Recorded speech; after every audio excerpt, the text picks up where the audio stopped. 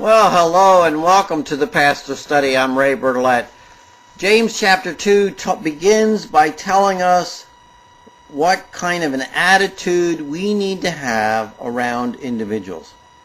James says we are not to show favoritism to those that are rich over those that are poor.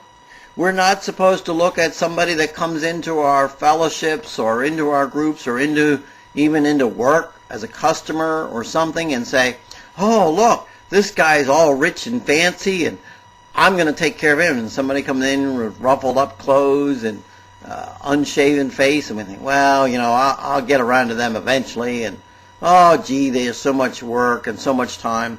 James says, no, we are not supposed to be the kind of an individual or the kind of a church that says, hey, rich guy, come on up here, we'll take care of you. We'd love to have you into our church.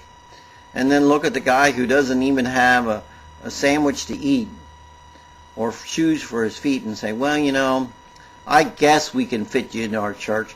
I guess we could make time for you. Well, James says, that's not the way it should work. We are not to have distinctions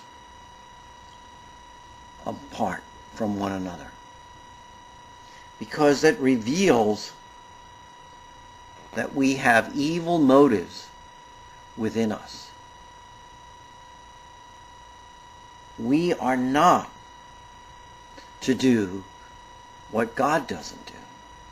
You see, James says, God chooses the poor of this world to be rich in faith and to be heirs of the faith. You see, James is saying God looks at the poor and he says, I can give them great faith, the wealth of faith. They are valuable to God, and they should be valuable to you and me. Stop looking at things the way the world looks at it, and start looking at the way God looks at it. Look at that person who's struggling and saying, God loves them, and He wants them to have the best. And I'm His instrument into their life. Take the truth to them. God will take care of everything and everyone in need. Till next time in the Pastor Study, goodbye and may God bless.